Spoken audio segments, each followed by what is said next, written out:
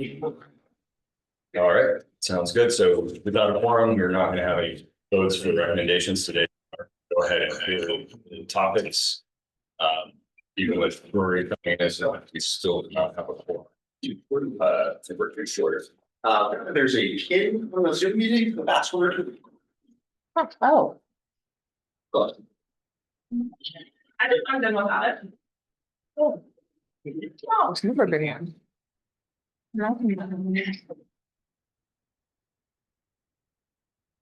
You.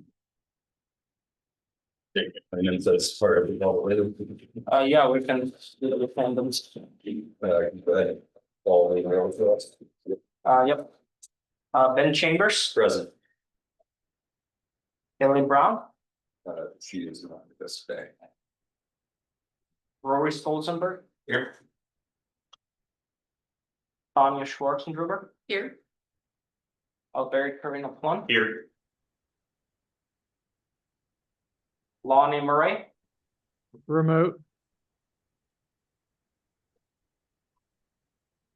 Charles Proctor, I think he's muted. Yeah, I'm remote, but Sandy's the VDOT rep for us. thank you. Christine Jacobs, Present online. Sarah Simba, Present. Jason Espy, Present online. Bill Palmer, Lee Schubert, Present online.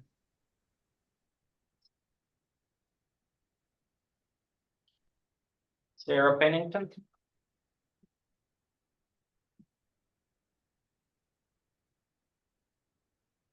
Garland Williams,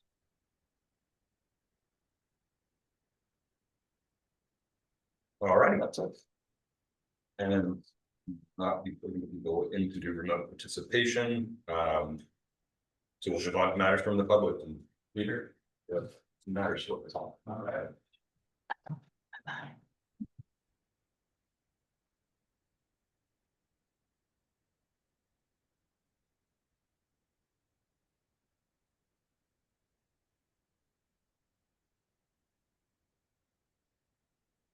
Good morning, I'm Peter Krebs from the Piedmont Environmental Council. I have a couple of quick matters just for you to think about. No action is needed.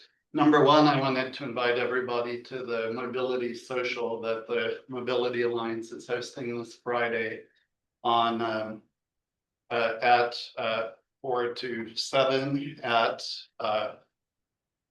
Decipher Brewing Company, which is over on Broadway Street. I think this meeting is going to be more pleasure than business, but we'll talk about matters of, regional interest like the Ravenna River Corridor, Free Bridge Lane, Biscuit Run, and other exciting topics. Speaking of Free Bridge Lane, I wanted to just make a quick note about that. I've had quite a successful petition to the county to make Free Bridge Lane permanent. I'd just like to quickly just applaud the sort of interjurisdictional approach that got us there. Interdepartmental, interorganizational. It built on work that you and many of your predecessors like, Amanda or, and others who have done on the Belmont Bridge. Free Bridge Lane is a hybrid space that's not only accessible to the public, but it really invites the public to make this space as well. So that's awesome work, and I know there are other similar ideas in the future, and I really want to encourage those. There's just a really smart way to do new parks and to do interesting connectivity projects. And then just the last thing I wanted to mention is I have I'm going to come back to the policy board and state this again, but I don't want you to be blindsided by it. I'm excited about the progress on the Fifth Street Trails. It's one of the first projects that I started when I got here, and some of you were really instrumental on that. And it looks like we might have ribbon cutting in 2027, which would be the 10-year anniversary. That's exciting. Some of you may know that PUC has a right of way connecting to a property that we have adjacent to Visca Run Park that passes through the zone of the trail hub.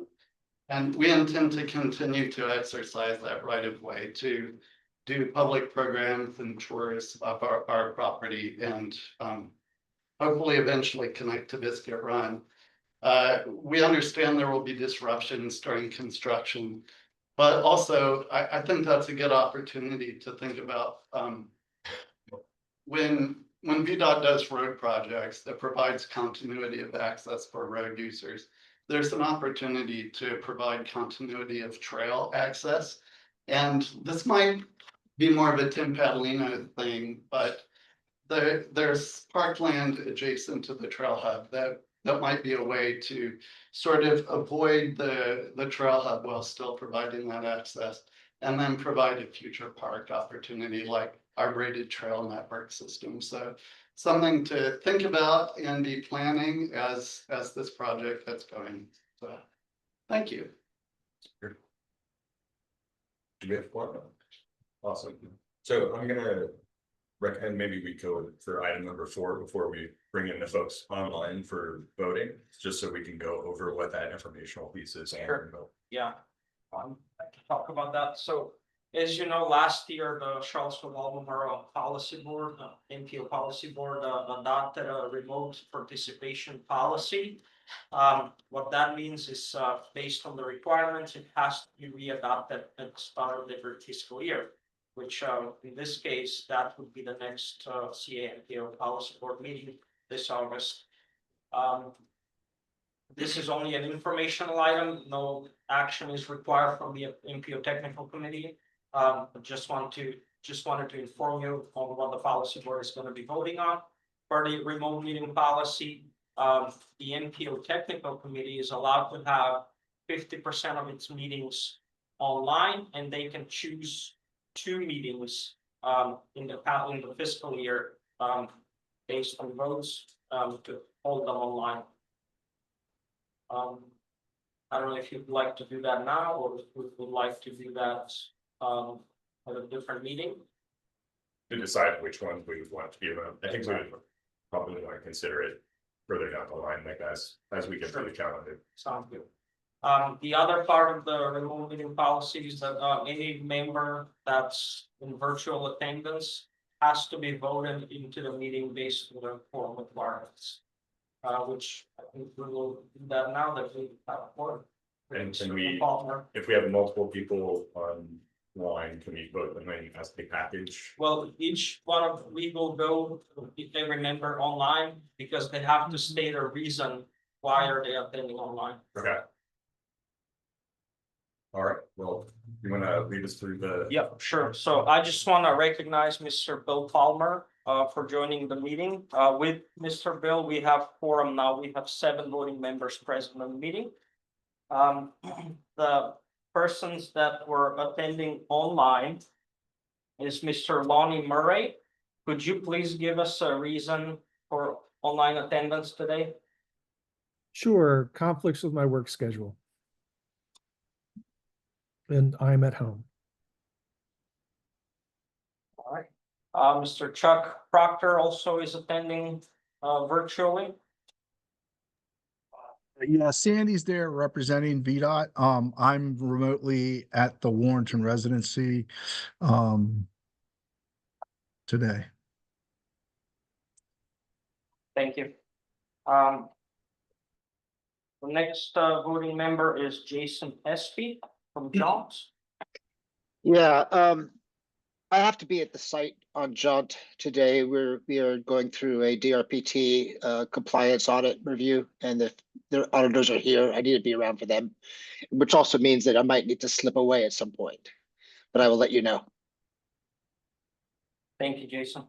And the last person is Mr. Mitch Huber from DRPT. I'm based outside the attendance radius in Richmond. Thank you, Mitch. All right, and I have a motion to accept the remote participation. Oh, I think I need to accept Christine as well. Sorry, Christine Jacobs. No problem. I'm reporting in from Barbersville, Virginia, and I'm home with a personal matter taking care of kids. All right, and then again, a motion to accept remote participation from our colleagues. So moved. In a second. Second. All right, all in favor of the remote participation, say aye. Aye. Any opposed?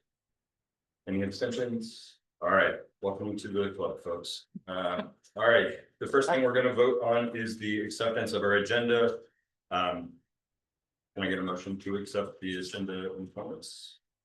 So before we accept the agenda, we'd like to add one item for a tip amendment for the MPO's tip. There's one project that we have to add in there, and before it goes to the MPO Policy Board for consideration, we'd like to bring it to this group too.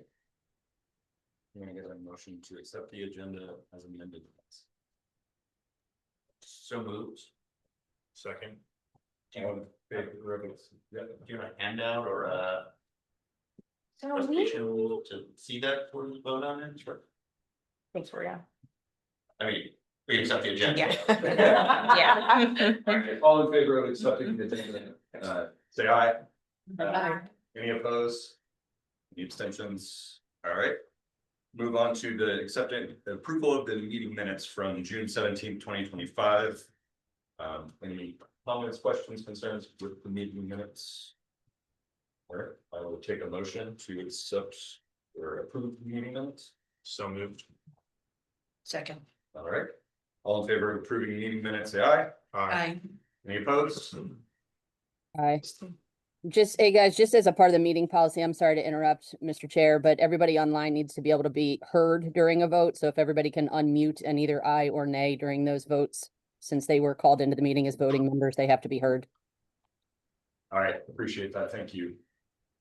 All right, we are re-electing our officers, so I would need a motion to re-elect myself as the chair and Albert Quinn as the vice chair. So moved. Second. Second. All in favor of re-electing the slate of officers, say aye. Aye. Any opposed? Any abstentions? All right, congrats to us, thank you. Great job. Moving on to some new business, going to have Taylor speak with us about the mail management system.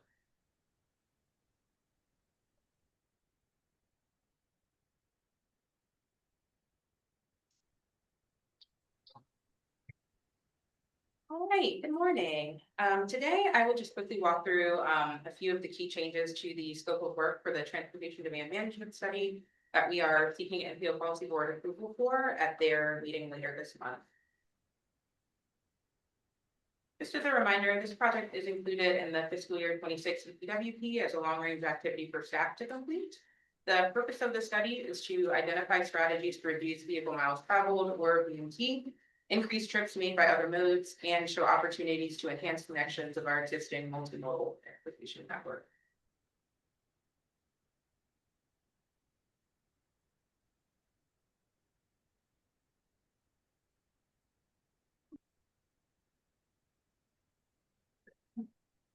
So the first change that we made to the scope of work is that we broadened task 1 to instead be existing conditions rather than just the previous plan review.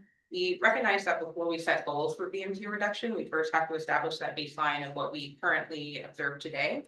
So we broadened that task, and following establishing that baseline, staff will continue by reviewing the relevant planning documents as noted in the first draft of the scope.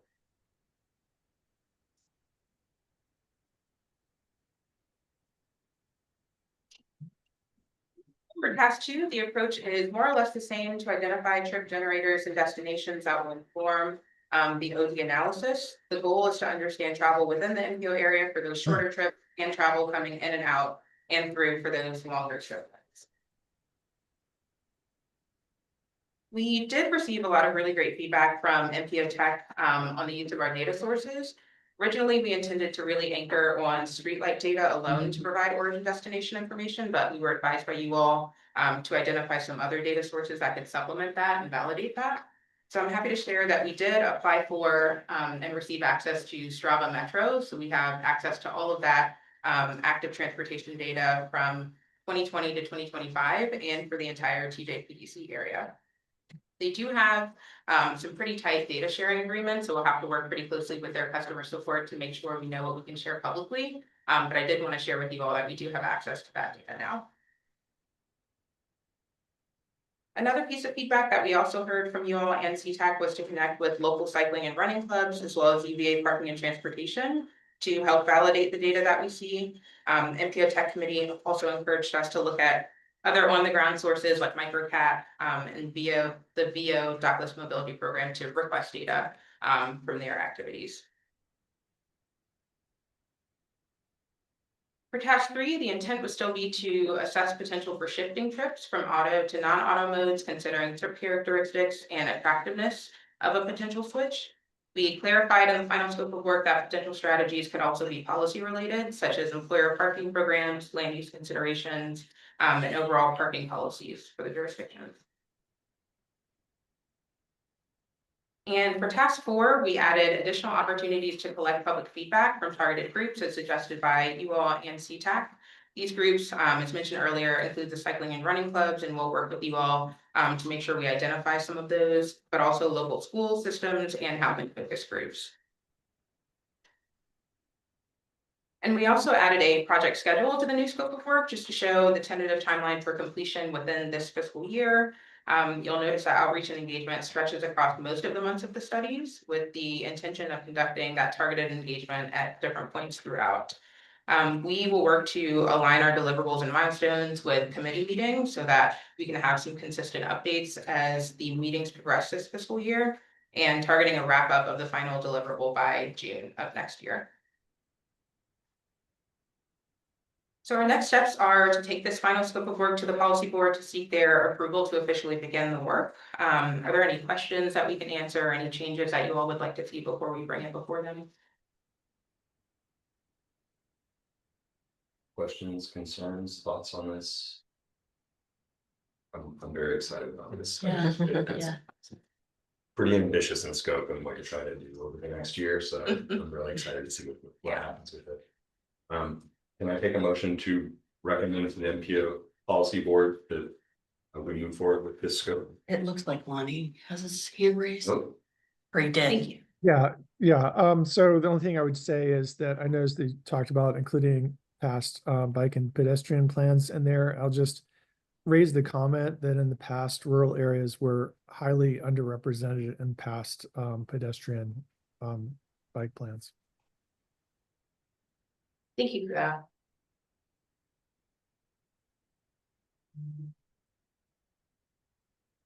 I'm not seeing anybody else on there, so can I take a motion to recommend the scope to the MPO Policy Board? So moved. Second. First and the second. All right, all in favor of recommending this scope to the MPO Policy Board, say aye. Aye. And any opposed? Any abstain? All right, thank you, Taylor. We've got a recommendation. The next item is going to be on the travel demand model. Right. So today we have Nag Kashayi from AECOM coming to speak on where we are in the process for updating our travel demand model. The model has to be updated every 5 to 10 years. Every 5 years, I believe it's a minor update. Every 10 years, it's a major update. And we're currently going through a major update of our model. So we're working with VDOT and their consultants, AECOM, to help us through that process. And right now we're at a key milestone for approving the baseline information for population demographics and employment. And the MPO Policy Board does have to approve those before they can proceed developing the forecast. All right. Nag, are you able to unmute? Yeah, can you hear me? Yep. Okay, thanks, Taylor. Good morning, everyone. So I am Nakashai, travel demand modeler with AECOM, and we are working with VDOT and TJPDC to update the regional travel demand model.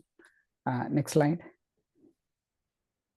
Yeah, So as Taylor mentioned, we have started the work of updating the existing travel demand model. So the existing travel demand model has a base year of 2015. So we are in the process to update both the base year and the future year. So the base year will be updated to the 2022 demographics and the network and everything. As part of this, TJPDC has looked at the TAZ boundaries and have, based on the urbanized areas allocation, they have updated the TAZ boundaries. And we, as I mentioned, we are in the process of updating the demographics, which is the primary, our first step towards the model update. Next slide, please. Yeah, so this slide kind of represents the proposed TAZ boundaries. This system has about like 307 internal TAZs, which includes city of Charlottesville and portions of Albemarle County. It also includes some portions from the Greene, Louisa, and Fluvanna counties. And next slide, please. As part of the demographic data update, we are looking at primarily 3 data sources: the Weldon Cooper 2022 population estimates, and Woods and Poole 2022 employment estimates. And because we need some kind of proportion to disaggregate the county level estimates we have to the TACs, we are using the block group level data from the 2022 ACS 5-year estimates. Next slide, please. So this is this and the next slide briefly talks about the variables which we are looking at and what are the sources we are considered, which is the 3 sources we mentioned, and how we are going to assign. For example, for the total population, we are using the Weldon Cooper data, which gives us a county level area, because as I mentioned, it doesn't include all of the area. So we are using the underlying block group data to get a proportion of that, which is within the model area, and assigning from the total population to the model area. And once we have known what's the total for the model area, we are using the TAZ boundaries to further distribute it to the individual TAZs. Next slide, please. Yeah, so this slide talks about the employment, and as mentioned earlier, we are using the 2022 Woods and Poole estimates, and based on the proportion from the 2015, we are splitting the new totals to the individual TAZs. I would like at this point to mention that this is, we just got started to distribute this, and what comes next is we put this into the model and then run it through the model, and at each step of the model, like trip generation and the trip distribution, we'll compare that with the observed data such as street light and the NHTS data, and then take a look at it and see how it compares. And if we find any discrepancies, then we'll go back and revisit the assumptions and make changes as necessary. And the subsequent step to that is also the trip assignment, which is the step where we look at what the model thinks the volumes are, and then compare that with the VDOT counts, which tell us more the ground truth, and then compare that. And then this is a kind of like iterative process. We come back and adjust the parameters and look at the observed data, and if there is any problem with it, then we revisit and everything. Next slide, please. Yeah. Also to have a look at what the statistics and the distributions are, looking at a TAZ level is a little bit too detailed. So we are using the model the district definitions in the existing model. So this is a kind of a plot which shows the district definitions assumed in the model. Next slide, please. Yeah, so this slide kind of gives an overview of the proposed 2022 demographics by district.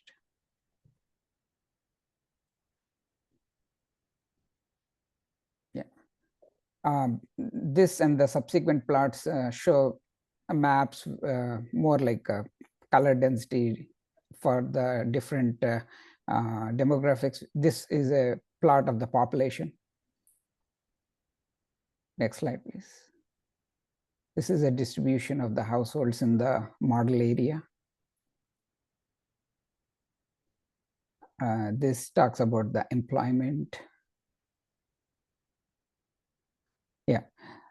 So this is a plot showing the current model network that's being used for the 2022. So with the help of the VDOT, we have received this roadway network plot, and this forms our basis for the model network. As I mentioned, we'll revisit as we go through the different pieces of the model, the trip generation, distribution, and how it compares to the counts and stuff. Then we'll come back and check if there are any discrepancies and adjust that as necessary. Next slide, please. Yeah, so this plot shows the different facility types in the model and their distribution in the area. This is a plot of the number of lanes. Most of them are, yeah, one lane each. And this is a plot of the posted speed. Obviously, the highways have more speed. Yeah, what we intend to get out of the model is, once the model is updated, calibrated, this could serve as a good tool to analyze the congestion in the area and look at which segments of the areas are more congested and which have good bandwidth.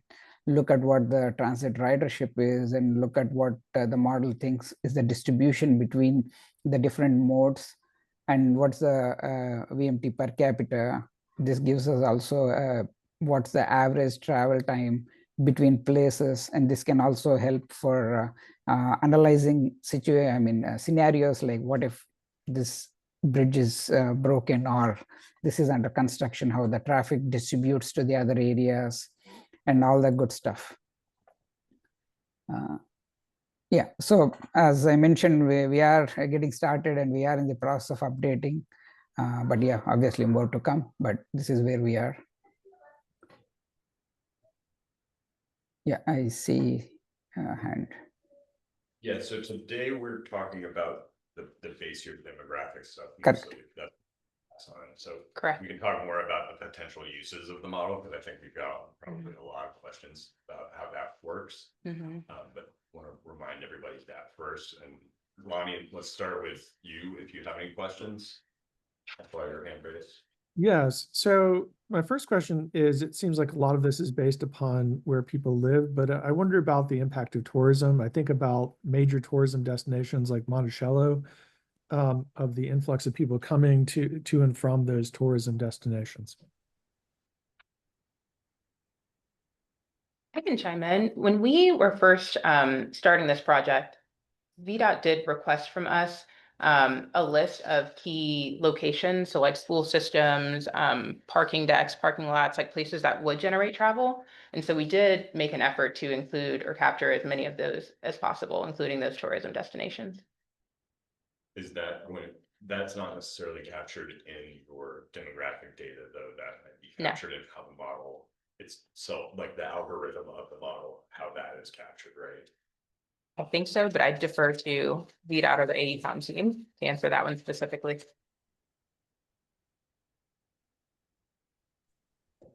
Yeah, so the model does take into consideration some of the areas which is not typically represented by the standard rates, and the model can be adjusted to accommodate places which do not fall under the typical trip generation rates.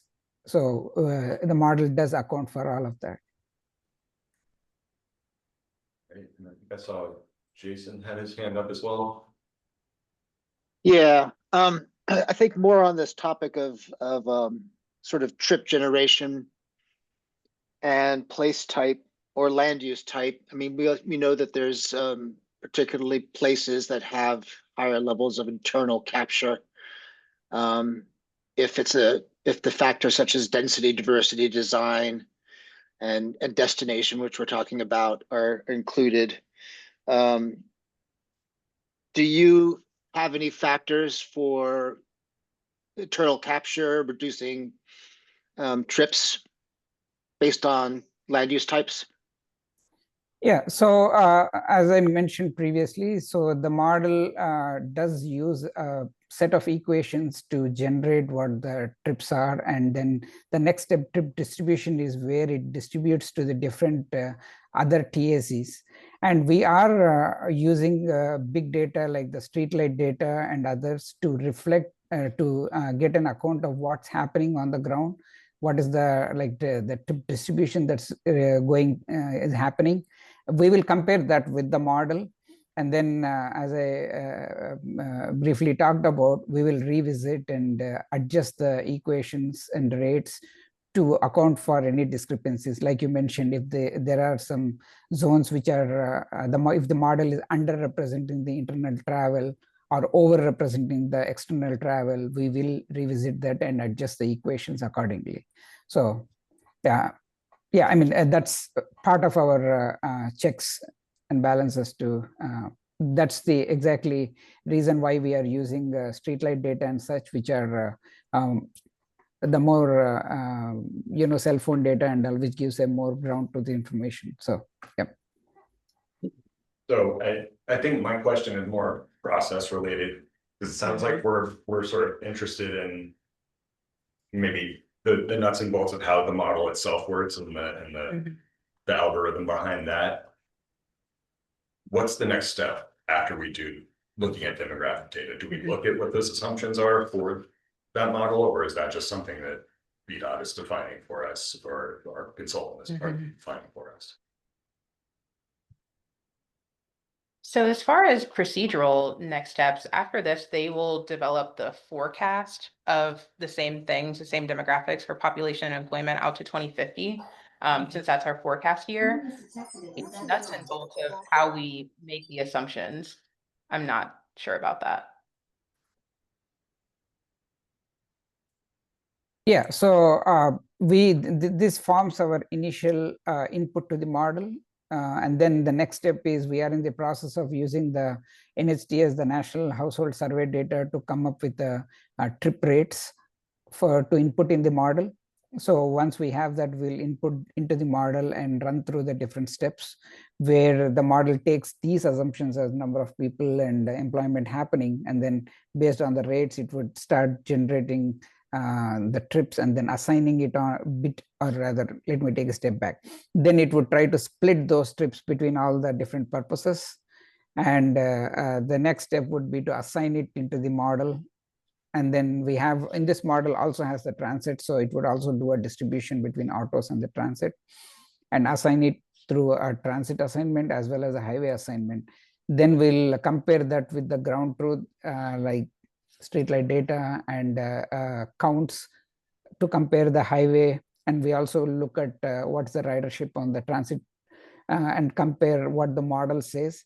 Based on that, we'll go back and adjust all the different parameters. So this is a kind of iterative, and this is where the most of the model calibration happens. And once we go through that and then keep the iterative process, and once we are satisfied, VDOT has a set of guidelines to make sure that the model is in compliance with the other regional models. So once we are with that process, we'll obviously we have a monthly meeting with VDOT and the TJPDC. So we'll go through all the process. Once everybody is happy, then we can say that, yeah, this model is ready. And once we have the base calibration done, we will incorporate the 2050 future year land use into the model. And that would, and we will do further checks to make sure that the model is not acting funny, like too many trips happening in a future year, which has nothing in the present year or something. So we'll go through all of those checks, and once VDOT and everybody is satisfied with that, we'll have a good tool to analyze both the base year and the future year. I don't know if that answers the question. Sort of. So something that I think we've run into in the past with some of our larger projects that we've been looking at to do smart scale is when we put in these pedestrian and bicycle improvements, they don't really show up when you run the model very much. So I don't know how that is really going to be taken into account, that we could have some mode shift happening because we have improved transit or bike or pedestrian facilities. But if we can make sure that our model is responsive to that, that would be helpful for our future attempts at getting funding for this sorts of. Sure. Yeah, the model is sensitive to changes in travel time or access. So once those are updated, the model will reflect, for example, like you have better transit, then the model does put more relatively transit trips than the auto trips, so that you can see a shift in the vehicles from the autos to the transit. Similarly, any access changes would also, the model is sensitive to that. Again, like we go through comparison to the observed data and make changes as necessary. So yeah, those are all part of the model calibration. How does the model take into account increases in work from home share since 2020? It looks like you're mostly pulling from the 2022 ACS, but I don't see,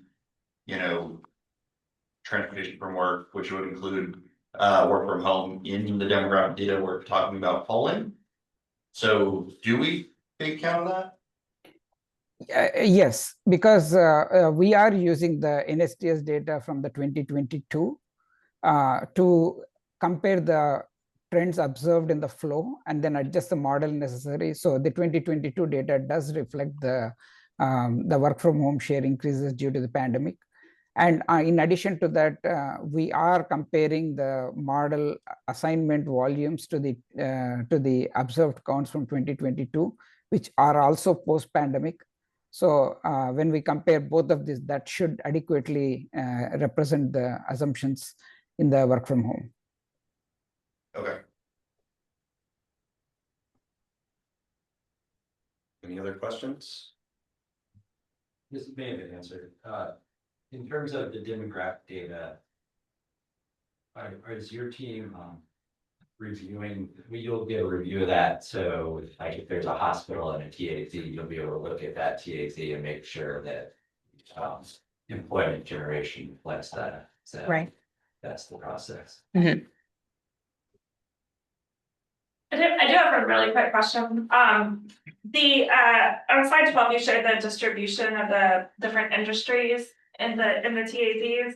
Was there just a high level review since you're making the same assumptions of the distribution from 2015? Was there just a high level review to make sure that that's generally still within the same range for all of those different industries? That question makes sense. Sorry, I didn't quite follow. My apologies. Yeah, no, slide 6, you show that industry, the distribution of the industries and how you're assigning the industry data in all these. But it says that you're using the same distribution as was used in 2015. Was there just a general review from 2022 against the data that was developed in 2015 to make sure that the general distribution is still fairly consistent? That there were major shifts in the types of industries that were prevalent throughout the region? Right. So based on the information we have, we only have the Woodson pool data estimates at a county and a regional level. But for the further distribution, we did use the 2015 distribution. But on top of that, TJPDC is helping us review that because they know more ground truths. So we are working with them, and they did have a look at the data to make sure we are not overrepresenting or underrepresenting. Okay, and this is just used for the existing, and so when you do the future conditions, is that assuming that the distribution, like the demographic distributions don't change necessarily? You're going to assume that there's going to be the same distribution in your future network as well? Is that correct? Right. So we'll start with the assumption that the trends are not going to be a lot different than the 2022. But on top of that, we will add any proposed changes or proposed developments that have been planned and approved. So yeah, they all will be included, and same with the highway network too. On top of the existing network, we are incorporating any proposed new network, new roadways, or removing any networks that are part of development, and all of those good stuff. Okay, thank you. Sure. All right, any other questions? Oh, Lonnie, yes. Yeah, and this is more just about how the data is used and maybe more on a philosophical level, but how do you avoid a bias of induced demand? I mean, we know that, as you add additional lanes of traffic, that actually over time that actually increases the traffic versus if you never added that lane in the first place. So when we look at alternatives to increasing lanes or encouraging greater ridership, from mass transit or pedestrian traffic, how do we avoid that bias towards induced demand as we look to use this data? Right. So usually adding a lane or so in smaller areas, from our experience, do not usually add a whole lot of induced demand that changes the whole patterns. But having said that, the model does have ability to adjust the trip rates if necessary, if there is enough demand, I mean enough need for to make changes. If we know that this usually adding a lane in this area is going to add more of a new demand, the model does have a facility to adjust upwards or downwards the rates. Yeah, I mean, specifically, I think like in our area, the 29 North corridor is a great example of the impact, like the feedback loop of an induced demand, that we've just added more and more lanes to 29 and the traffic hasn't actually gotten better. So, I think if we had gone back in time, we could have looked at other alternatives besides just adding more lanes. But as we add more lanes, it adds more traffic, that increases the demand, which encourages people to add more lanes, and so it just builds on itself. So just as you think about that, about how to overcome that bias towards induced demand.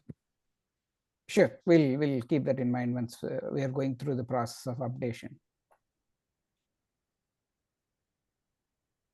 All right. Any other questions? Not seeing anybody else online. I believe the Mitch Huber has been raised. Does he? Okay. Mitch, do you have the question? No, I lowered my hand. I'm good. All right, thank you. I guess we're at a point where I can entertain a motion to recommend the MPO Policy Board approve the 2022 demographic data as presented. So moved. Can I get a second? Second. Thank you. All in favor of this motion, say aye. Aye. Aye. Aye. Any opposed? Any abstaining? All right. Thank you. No motion for that. Our next item is going to be staff updates. Safe Streets and Roads for All. So just wanted to start off by saying thank you to everyone who was involved in the Roof Safety Bridge project. I want to announce that the plan has been adopted by all 6 of our jurisdictions. Has been sent to FHWA for review. Even though we have received some positive feedback from them, it has not been officially approved yet, as there are some other small processes that need to take place before that takes into effect. Another update is the City of Charlottesville safety demonstration projects. we have received the updated plans from our consultants that were developed in discussion with the city of Charlottesville last week. So soon we're hoping to put that into the implementation and see how it works out.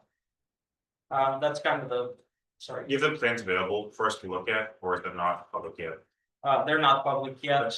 They still need to be discussed with city's engineering and so on. So once they. The current thing that we're looking at is right at the end of us adopting this as the alternative that we want to move forward with.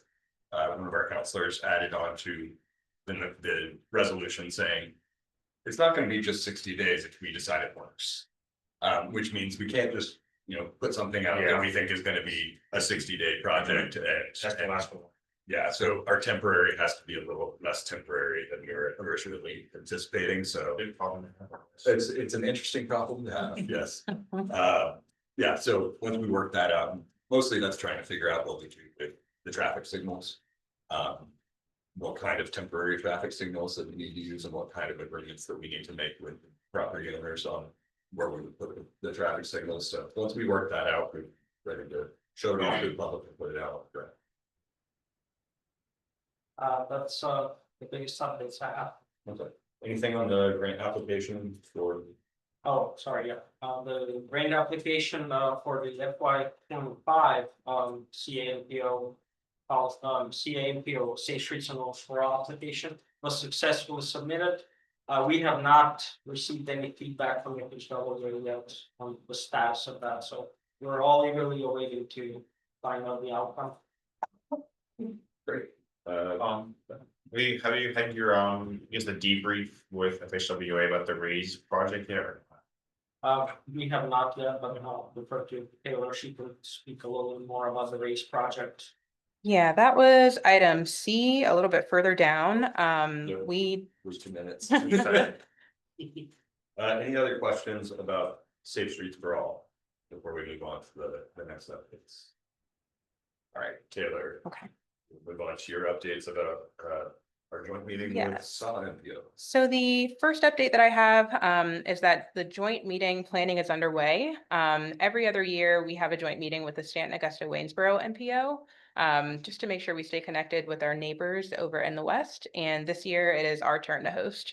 And so tentative date is looking like September 30th. We have not signed a contract yet for a meeting location, but that's the date that works best for both groups' policy boards. So we're going to go ahead and kind of say that's a tentative save the date that we have.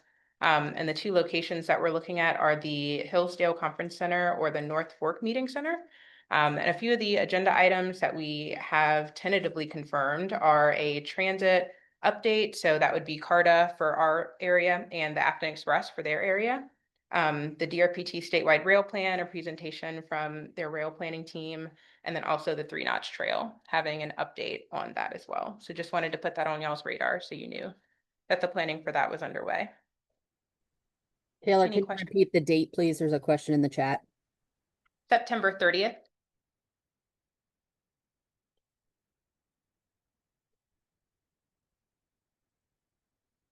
Right. Any other questions on the SAW MPO joint meeting? Lonnie? Yeah, I was just going to mention the Afton situation, since there's going to be the potential for redevelopment there. That seems like a big opportunity for discussion about what kind of collaboration could happen there, with everything going on at Afton. I know some of that's under private control and there's not much that can be done, but it seems like there's some movement there that could be discussed. Thank you. Could you elaborate on what's going on at Afton? Yeah, so there, for many years, there's been derelict structures up there at the top of Afton Mountain. The property owner that used to own all those structures has passed away, and now there's a lot of discussion with the city of Waynesboro to talk about the redevelopment of that site. And I think that has a lot of implications, since that's a big hub for travel from across the mountain. It's a connection to the Blue Ridge Parkway, and so it's a major point of connection.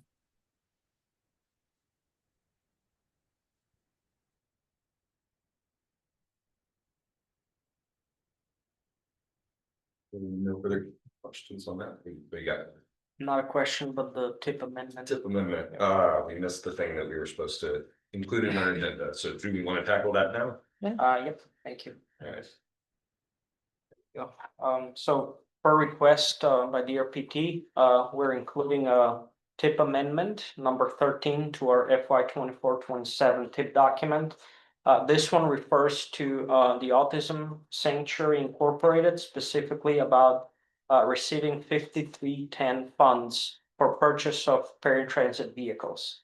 The allocation specifically includes $159,000 in FTA funds, $20,000 in state, and $20,000 in local funds. And we need to pass a recommendation for this one as well. Yep, Yeah. this is simply adding this tip block into the tip document. Where was this before? So this would be a new addition to the TIP. This grant recipient through DRPT, I believe this is their first time receiving federal funds. And so initially, we didn't think it needed to be in the TIP. The communication was because it was outside of our MPO area. But because of the specific type of funding that they're receiving from FTA, which is small urban funds, they do have to be in the TIP document. And so this is the first time this will be added in here.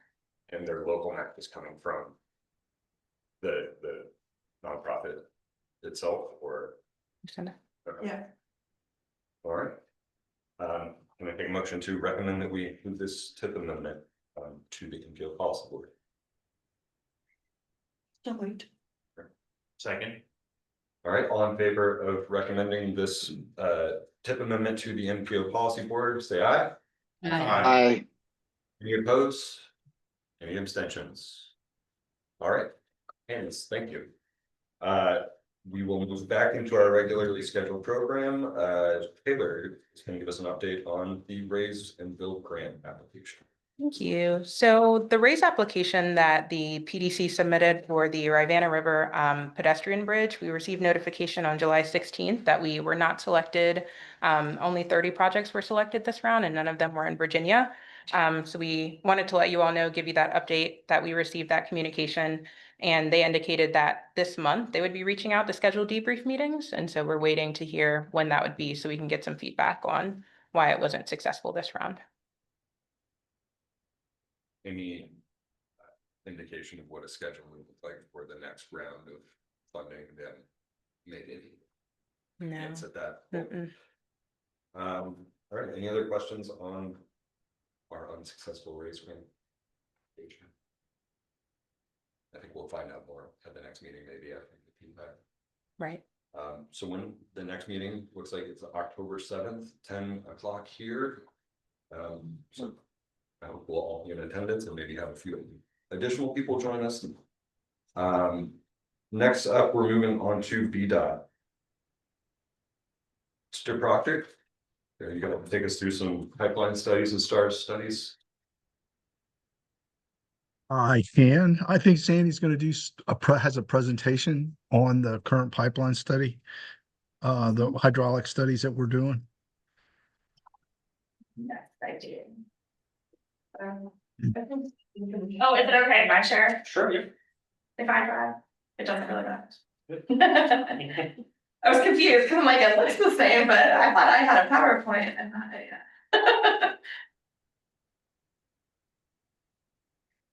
All right, so thank you. Good morning, everybody. We do have a presentation to give you an update on the existing conditions of the US 29 combined STARS report. So we're just wrapping up the existing conditions analysis for the combined US 29 STARS study, and we'll go over the findings. There are a lot of slides. They'll go pretty quickly, but it looks like we have time for discussion. One of the things we want to do, or we're working on doing as part of this existing conditions review, is finalizing the priority locations where we need to focus on developing solutions. So just keep that in mind as we're going through, so you can provide feedback if this seems consistent with what you all experienced, or if you have feedback otherwise. All right, so as a really brief overview, STARS is a planning program. It's managed by Central Office's Transportation, Mobility and Planning Division. And the goal is to develop multimodal transportation solutions, specifically focusing on locations where there is a high level of congestion and safety concerns. And the goal is to identify good projects that can be funded either through the 6-year improvement program, through one of the construction programs like HSIP or Smart Scale, or to use other sources or programs to implement programs such as through the residencies maintenance programs. There's a lot of flexibility within the STARS program, but projects do follow generally a similar process. It takes a multiple disciplinary approach. There's a lot of collaboration that occurs both from the initial steps of identifying and agreeing to locations to study, and then also in coordinating through all the different steps of the project. There's a lot of support that's provided by VDOT Central Office, by consultant teams that are retained to do the technical work throughout the project, and then from the VDOT residency and district planning as well as central office when needed. And then of course, there's a strong effort to engage the local and regional stakeholders that have the local knowledge of the areas. So you all know that we've been talking about doing these STAR studies on the US 29 corridor, and typically we've been treating everything from the Barracks Road intersection up to the Woodbrook intersection as one study, but this is technically divided up into 2 separate pieces. So I'm going to talk about the northern portion of the corridor from Hydraulic to Woodbrook first, and then we'll go through some of the information for the interchange, which is a little bit obviously adjacent to the south. We divided it up into 2 projects because the interchange itself is a big undertaking, and we wanted to give ourselves some flexibility if we can move forward with one section versus the other. This slide, in addition to showing the project area for the corridor portion of the project, also shows where we collected different data counts. We're focusing primarily on the intersection along US 29 main line, but we also identified some of these adjacent intersections where we wanted to collect traffic count data, understanding that some of the improvements we recommend may have impacts on some of those adjacent intersections. We wrapped up the initial public survey a few months ago. We had more than 2,300 participants. As you can see, based on this chart right here, that the most consistent feedback we got about the needs for the 29 corridor was reducing. What was that? Nope. Was reducing traffic congestion, but there were also concerns related to the overall safety of the corridor and the different intersections within the corridor, bicycle and pedestrian safety, aggressive driving, pavement markings and signage, and public transit. We also looked at the broader needs that were identified in the statewide, regional, and local plans. So we looked at VTrans, the statewide bicycle and pedestrian safety action plan, identified where the potential for safety improvement locations were, and then did an analysis of pedestrian connectivity and reviewed the transit goals for the corridor. And so this existing conditions report is going to cover the operations, safety, and pedestrian and cyclist accessibility, as well as transit. All right, so what we found when we looked at operations is that while the public survey showed that there was a lot of concern about congestion along the corridor itself actually seems to be operating pretty efficiently. There's a lot of volume, so there are a lot of cars, and it gets backed up, but people are typically able to process through pretty efficiently within one cycle. So a lot of the concerns about congestion are probably related to, through this corridor at least, are related to people having to wait at some of those adjacent intersections. With a corridor like 29, the main line is prioritized. So if you're traveling up the corridor, you're not going to have to wait as long as if you're turning on to or trying to make a free movement out of the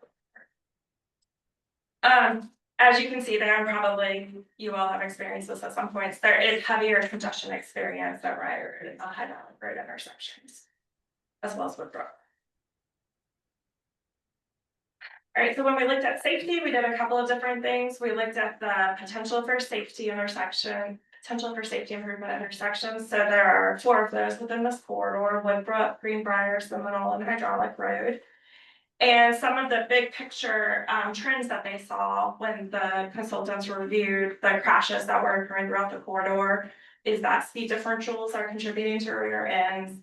There's a high density of access points, largely from the private commercial entrances. Just a high number of vehicles, so significant congestion. And then they saw more rear ends in the northbound direction and more angle crashes that were involved in the south direction. And then this slide shows a summary of the different kinds of crashes that are occurring throughout the corridor. So if you look on the image on the far left, that's all crashes total. On the far right, those are the injury crashes or the most severe, and that there are pinpoints where the fatal crashes have occurred. And this is showing where the concentration of the different kinds of crashes are at the different intersections. So we are seeing, one thing I do want to point out is that there's a high concentration of crashes at the hydraulic road intersection. This data was collected from 2019 to 2023, so it doesn't reflect the improvements that have been implemented at hydraulic road. Right.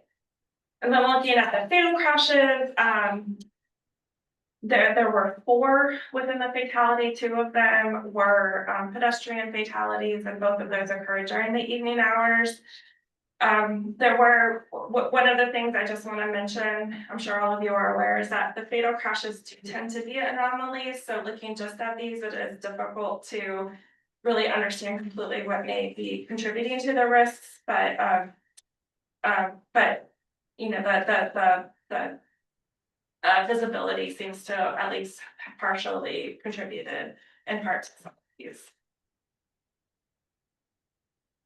All right, and if we look at injury crashes, this slide just shows this slide shows the overlay of where the operational concerns are against the concentration of the injury crashes. And this is the first thing I started doing when we got this data back, and it shows like whether there are consistently problems at the same intersections. I do want to mention that the operation data is a little bit more recent than the crash data. So these are not necessarily based on the same points in time. But you can see that there is somewhat of a correlation along the corridor of where there are high levels of delay and a high concentration of crashes. And so looking at the bicycle and pedestrian infrastructure throughout the area, there was pretty consistent sidewalk along both sides of US 29, but the crosswalks, as I'm sure you all are aware, are pretty limited to get from one side to the other. We observed pedestrians crossing. Yeah. 2 of those crosswalks went in the last like 6 months, Correct. right? Yes, correct. Yeah, last year or so, but yeah, very, very recently. Even during the field visit, though, we observed pedestrians crossing at unmarked locations. So that is a concern that we are aware that you all are very interested in trying to address. There's also no dedicated bicycle facilities north of Angus Road along the corridor itself. And there were a couple of places where we thought you see an image down there that there were bicyclists riding in the travel lanes with the vehicles. And there were 9 total pedestrian crashes during the analysis period. 4 of those at mid-block locations, and we just mentioned that there were 2 fatalities. All right, so moving on to the interchange. This is a similar graphic to the previous one. It shows the locations where we were taking all of the traffic counts. I also want to point out that we are incorporating information from the Berkshire project that was previously completed. One of the things that happens with the interchanges is you have to consider the impacts at adjacent interchanges, especially since these are in such close proximity to each other. Right. Sam, sorry, does your analysis factor in changes resulting from the funding smart scale project that hydraulic? This is just. Sorry, 1-9 question. I mean, this is just the existing conditions at this point, so those will be incorporated into the model when they start modeling any of the proposed changes. Yeah. This is the same survey you saw before, just a reminder of what the concerns were expressed. And then again, we have the statewide or locally identified needs. One thing I want to point out here, just because I want to acknowledge maybe the potential concern is that we are still focusing on the pedestrian and bicycle multimodal improvements through this area. It's just that since it's an interchange, it's a slightly different process with a slightly different emphasis in what the reporting requirements are. All right, and so going through what the existing conditions are, this is the operational delays. So again, I think if you're looking along the corridor itself, it's operating pretty well, but you do start to see heavier or more significant delays moving into the city. The most significant delay is at the Barracks and Emmett Road intersection itself, and then along Barracks Road, and then we're also seeing a higher level of delays at the Hydraulic and Hillsdale intersection right there.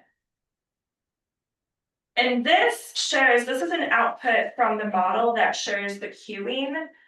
So how far the cars are backing up, and what you can, if you go back to the other one and you kind of submit in your head where these locations are, where there are some operational, some higher levels of delay, and you're reflected back, you can see that what's happening is that the storage lanes are not long enough to hold all of the vehicles that are waiting to make those turning movements. So vehicles are backing out onto the main line past the storage lane. Yeah.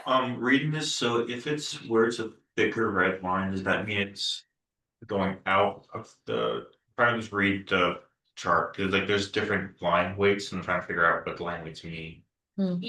Yes, I'm not 100% sure about this. I think the lines might. Yeah, I think those are the higher levels of like the higher number of vehicles. Okay, so like I think it's number of lanes on the road. That could be it. So like you can see, if you look, it's hard to see up there, but if you look at 29 going out of Barracks eastbound. Okay. As it backs up onto 29, it highlights all the lanes on 29. Most of the ramp is one lane, the end of the ramp is 2 lanes. Okay. Oh, I see that. Okay, yeah, it's just Thank you. I was noticing it, I was like, my eyes messed up or am I seeing it? I'm not an expert on that. And then are No, the I mean, I can chime in a little bit. Yeah, it's basically if there's multi-lane road, the wider line is basically saying there's queuing in both lanes versus where it's narrow and it's multi-lane road, it's in one lane. Like on Barracks Road eastbound at the interchange with Emmett Street, it's double right at the intersection and it goes to single. Barracks at Emmett Street down here at the bottom middle of the screen. If you're going in the south or eastbound direction, it's double when you're approaching the intersection, but when you get back behind that, it's single because there's more people wanting to make that right-hand turn versus wanting to make the left or go into the city on Ridge Street. Or does that make sense? So it's basically looking at lane utilization. Okay, so in the interchange area of the study, there are 2 PSI intersections, Hydraulic Road, so that's an overlap from that's the breaking point, so that overlaps, and then at the 29 250 southbound ramp at Barracks Road. And there are also several PSI segments.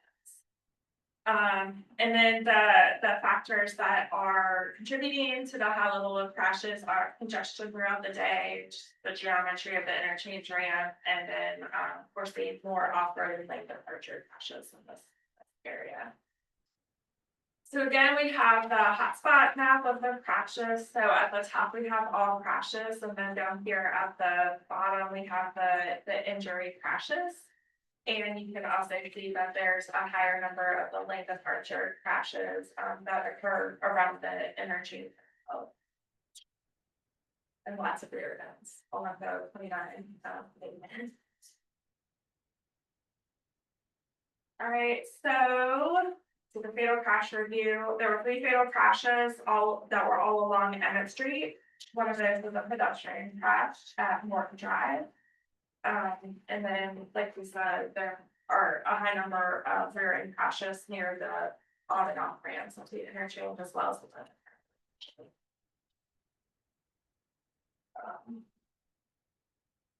And this is a similar diagram as the other one, which shows the operational outputs overlaid with the injury caution. And while there is some overlap, again, where the operational and safety concerns are, it's a little bit more during in this area comparatively, and that could mean that there's a higher number of lower injury or property damage, like crashes at some of these locations. And again, looking at the bicycle and pedestrian infrastructure throughout the interchange area, there's a sidewalk network that's fairly well established. There are crosswalks present at all the signal lines intersections. There's a shared use path. There were 3 pedestrian crashes. 2 of those were near Angus Road and 1 fatality at 4th. Okay, so one of the things that we knew was really important to this particular was to make sure that we were comprehensively including the concerns to improve multimodal travel around the project area, given some of the goals for the growth areas. So we worked with the consultant team to scope in this bicycle and pedestrian route plan analysis. And what this does is that it allows us to consider the risks that are present to bicyclists and pedestrians as part of considering the different intersection improvements that we might want to consider at some of these locations. Conflicts are assigned either yellow or red flag based on the severity of the potential conflict. And then the goal is not necessarily to eliminate all of the identified flags, but to increase awareness of the flags and to work to prioritize the flags to mitigate or eliminate. So it gives us like a quantitative way to consider the bicycle and pedestrian safety and comfort as we analyze the different intersections. So the consultants basically reviewed each of the intersections identified throughout the project area. And they reviewed each leg of the intersections against 20 design flags that have been developed as part of this methodology. And so this first slide right here shows at the top the number of red and yellow flags that were identified total at each of the intersections that were being reviewed. And then at the bottom, it shows which flags, what the occurrences of each of these flags. And so just to give you all a feel for how this process works, we're going to, I'll show you the examples of these flags that are indicated throughout the project, but based on what's circled here. And then this is the interchange area. So it's pretty similar as to what flags showed up over. So these were, There's a question from. oh, yeah, go ahead, Lonnie.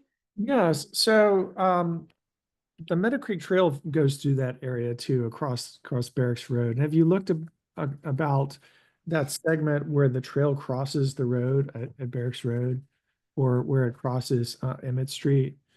And that's not really an intersection per se, but I wonder about all the traffic, all the people using that trail that are crossing those roads there. The Ravenna Trail. Ravenna Trail, sorry. We did not look explicitly at that. We are aware of that generally, but that is not something we looked at that in much more detail in the Barracks Road corridor study that we did the previous round. So it's not really part of this study, but it is something that we've had a lot of conversations about previously.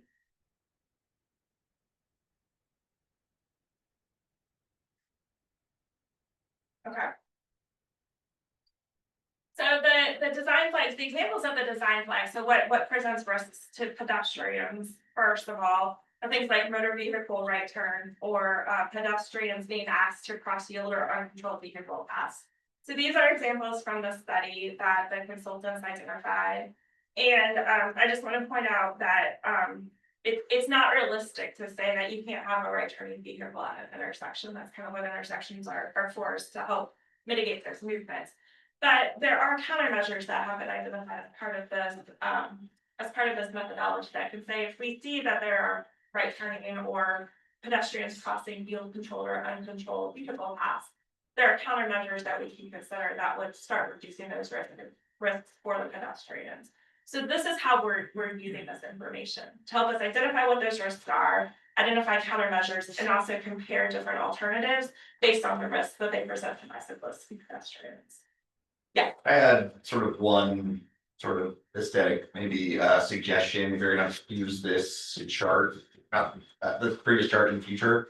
Like, it's really difficult, I think, to see like pedestrian flag 4 and then like go down and then like reference what that is and then scroll back up and see how many there were. Like, if there's some way to say like, you know, PF4 slip lane in that chart, so that each of them get a short what they are, and then you can go down and look at the full description. I feel like it would be a lot more like usable.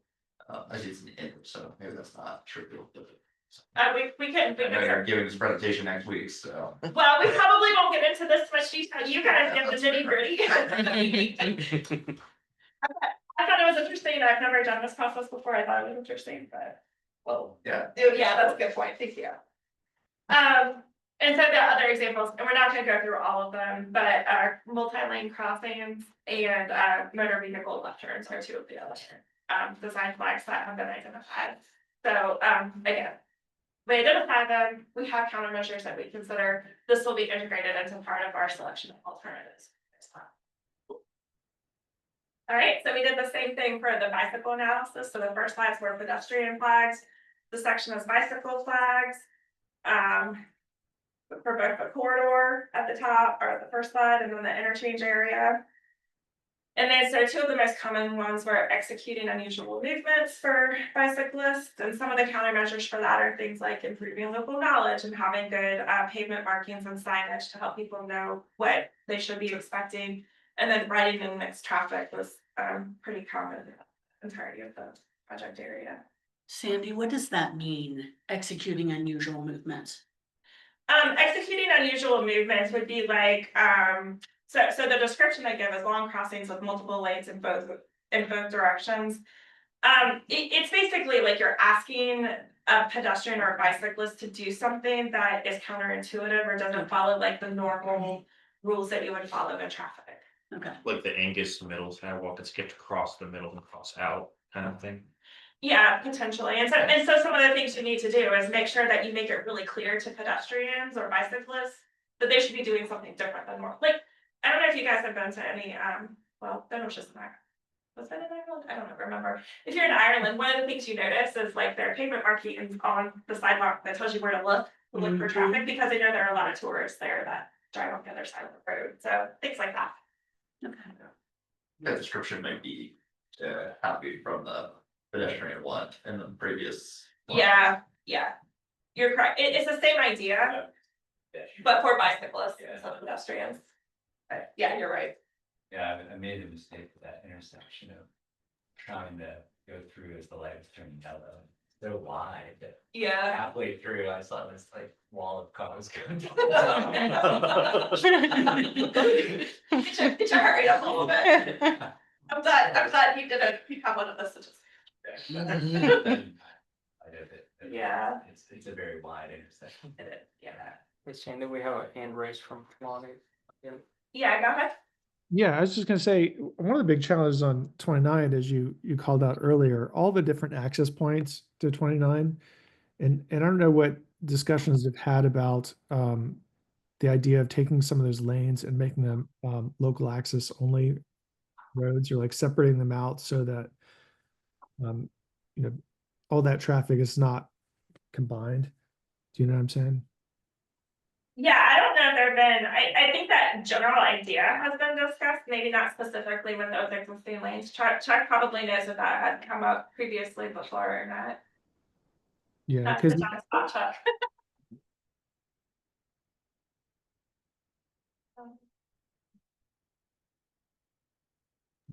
Yes, when we did Solutions 29, we looked at several different versions of the corridor. We looked at a high, which is basically an express lane down the middle of 29. We looked at a medium, which is basically something like what you're talking about with local lanes on the outside. The problem is you get situations like we've sort of got at Riot Road, where the local lanes and the from the ramps and the through lanes and the main line combined, you get a lot of conflicts and weaving issues there because people are weaving in and out of wanting to get in the middle lanes to go through versus in the local lanes to go to the locale. So that causes a lot of congestion and crashes. So we're going to consider that, but I don't know if we're going to end up with something like that. We'll just have to see. But yeah, that is something that we've looked at before, and we'll probably consider it as part of this round of study. But it's not as easy as just saying, yeah, we'll just make these local lanes, because you've got to separate the lanes. You've got to put some sort of barrier between them, double stripe the lines, put delineators or something down there to separate them. Otherwise, there's no stopping people from changing lanes in and out of those lanes anyway. So that's something we'll just have to review and evaluate. The biggest thing is, and what we found out was a recent study from that the Research Council did. They looked at intersection spacing and, well, even entrance spacing. And we have a lot of situations on the corridor where we don't meet any kind of entrance spacing. And that causes a lot of friction and causes a lot of crashes, an increase in crashes, and we don't have a good way to deal with that, because if we want to consolidate entrances, which we try to work with the locality on doing, it's really expensive because you've got to pay damages to all the businesses that are going to be impacted by making some of those changes. So those are some of the things we're going to look at, but it's just cost. Some of it's cost. How do we deal with that part of it? Hopefully that answers your question. Yes, it does. Thanks. Thank you, Chad. All right, the last piece that I'll talk about briefly is that there are some longer term goals around high frequency transit along 29. And one of the things we wanted to make sure that we were doing as part of this study was accounting for what that would potentially look like. We didn't want to necessarily move forward with intersection improvements and roadway corridor improvements that potentially precluded any sort of transit goals throughout this general area. So this was scoped in as part of the study. And this is going to provide kind of like a narrowed down version of some of the recommendations that came out of the transit vision plan. So it's not going to plan transit service, it's not going to plan transit stops, but it's going to help focus that in a little bit more, so that if and when there is interest in moving forward towards higher frequency transit along 29, there's a narrower scope to start with. So we start, and you all are familiar with what the transit services are throughout the area. So those have been identified and communicated.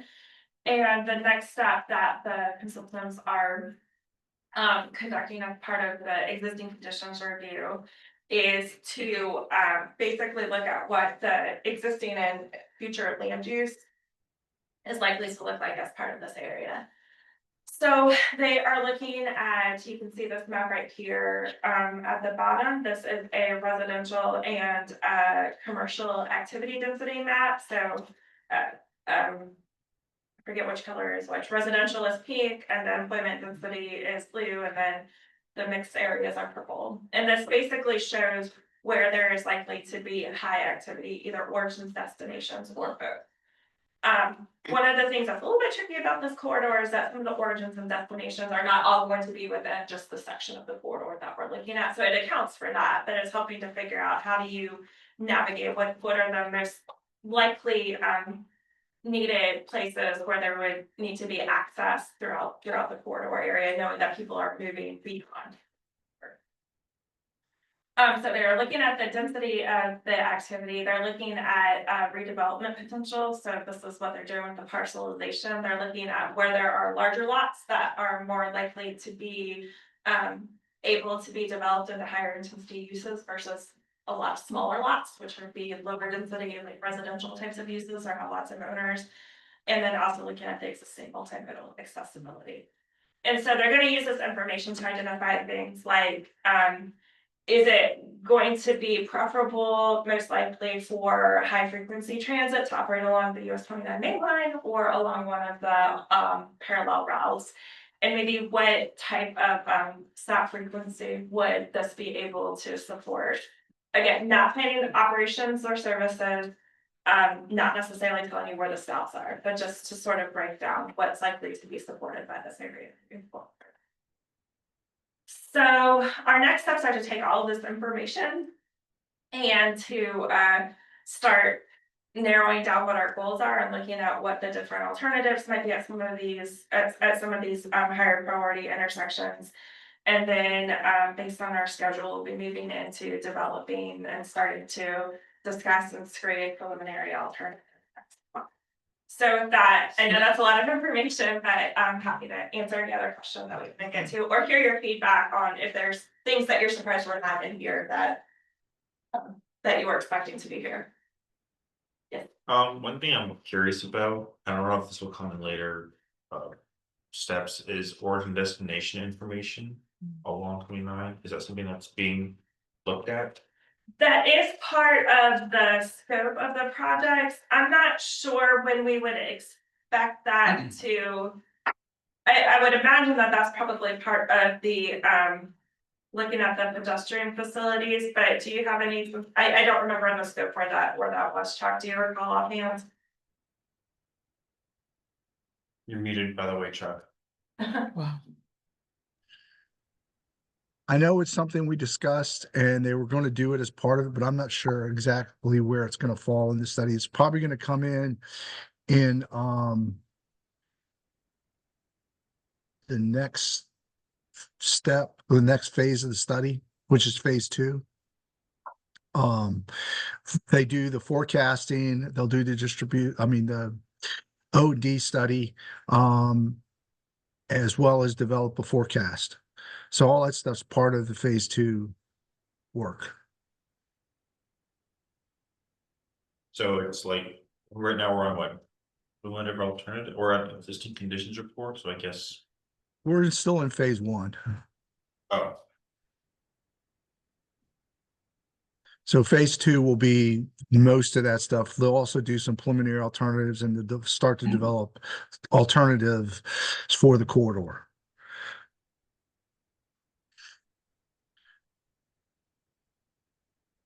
Where are we on the schedule slide? Oh, the schedule slide. Sorry, I'm getting confused because we do 2 different studies and they do 2 different things. So we are right in the forecasting existing conditions memorandum in May through August. So they call it phase 2 in the stars, but it's going to be phase 3 in stars roughly, or somewhere in that ballpark. It's just they combine stuff in stars that they don't do in pipeline, which is another study format we use. Sorry about that.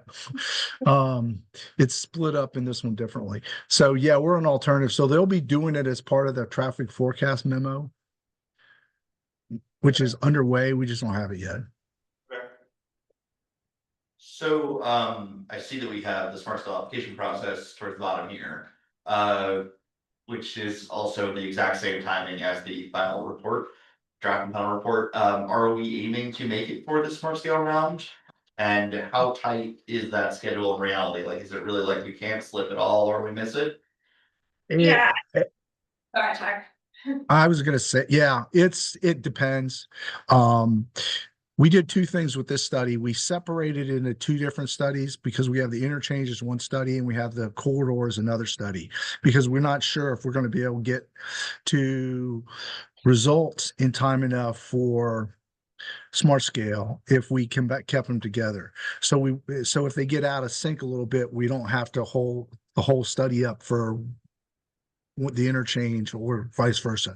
The other thing is depending on how the public involvement goes and the comments we get back, it could take longer. I know Ivy Road study from last round didn't make the pipeline, didn't make smart scale because it got extended due to public input. So we'll just have to see how it goes. We're shooting for smart scale this round, possibly if we can get to that, get a solution, but it's with new board members coming on board in January, or the council members coming on in January, getting buy-in from them and getting them up to speed on this process in time enough to get your application in, because the application deadline, you got to have your projects into the portal by pre-applications are due by the end of March. So between January and March, you got to get them up to speed on the solutions and all go through this and the study and everything else. So depending on how it goes, they may or may not be submitted this round. We'll just have to play that by ear. We're hoping to try to get some solutions identified this before the end of the year. Okay. Yeah, I think it's only one new counselor and one new, well, I guess there's the hydraulics for the Deco district. Hopefully, Brendan can keep her up to speed on it. And then there's Fred Missile, who's the chair of the planning commission. So hopefully he's up to speed on it anywhere. Yeah, we want to keep him updated, and hopefully we can get them up to speed quickly enough. And Chuck, is it still the case like in previous rounds where they allow kind of like placeholder applications for these pipeline and STAR studies, or is that no longer the case? So like if you don't have the specific alternative yet? Well, that's where the rub comes in. It's with these, they do give us a little leeway if it's a current study going on.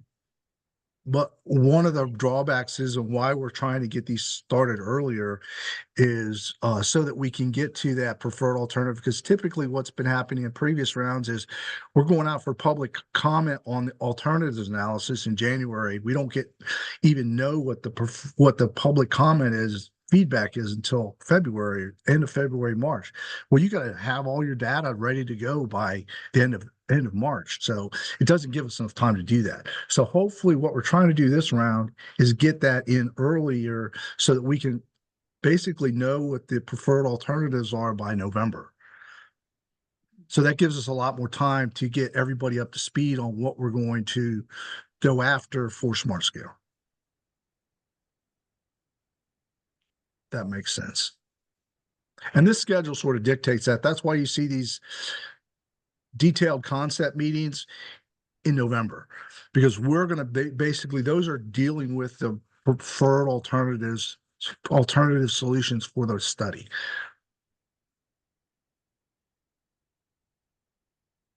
I do want to say that the bike ped analysis in this is really good, really interesting. I'm glad to see it incorporated in this. I'm looking forward to hearing more about how the transit analysis is going. When it comes to your preliminary solutions, you got 4 listed of things you need to tackle. And I would encourage you not to focus on the reduced congestion one, and maybe focus more on the mitigating fatal and injury crashes, improving access and mobility for bike ped network, and enhancing transit. I think those will help with that goal of the first one, reducing congestion. So if we can put more of our eggs in those baskets instead of that one, that would be my preference. Yeah, and that's what we typically try to do. We can't expand roadways. I know we talked about adding lanes and stuff like that with some of the earlier conversations, but that's not the intent of this study, because we just can't afford to do that. So we typically look at that, but there may be some alternatives for intersection reconfigurations that we can improve the mobility on the corridor, as well as providing. That's why we included transit with this, and that's why we're looking at this pedestrian and bicyclists where we might have gaps, and we may need to make those kind of improvements to try to capture those, because that's the only way we're going to be able to balance the network and try to shift some of the people out of their single occupancy vehicle cars. So, because we can't afford to do the congestion improvements to accommodate the capacity that will be needed, because that's not going to happen. Yeah, and one of the transit options that I didn't see pop up in this, and maybe this is just not something that you'd have to tackle, because you'd have to be coordinating with DPRA and DRPT on this. Rail on-time performance was listed as one of your big needs, and having good rail up and down 29 would probably help with some of that congestion issue. So if there's any way of incorporating our intercity rail needs as part of that transit analysis, that might be the addition. But I also don't know where your boundaries are and where they might touch DPRAs and what projects they're moving forward with to improve our services going north. Not in this very much. Yeah, I mean, I don't know. It's not scoped in currently, but that is an interesting discussion to have moving forward. Yeah. I will say it's been talked about before. I've been coordinating with the MPO for a long time, and we used to have light rail conversations at some of the MPO meetings. So back in the early 2000s. So that's something that's been out there on the horizon and discussions for a long time. But yeah, I don't necessarily think that's why we're looking at express bus or high capacity bus as a first step to get to something that might be more along those lines, but it's going to be baby steps, and even getting express bus is still got its challenges to try to get that. But we need to start taking those steps because we don't have facilities to put light rail out there. So Yeah, I was not indicating support for light rail or any specific alternative that would be transit within our region. I meant more specifically like Amtrak and state supported services going north up to DC, Northern Virginia from our rail station. Like supporting those more regional trips. Yeah, supporting that kind of connection that is, a lot of people are taking cars to go up 29 using those for that kind of trip. So if we have a different option for intercity service, not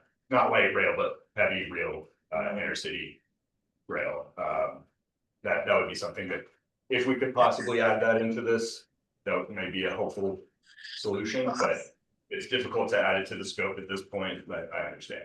I will tell with the Solutions 29 group of projects, we actually set aside money out of the big block of money that we got for that study and that project for buying another train set, and which they are in the process of.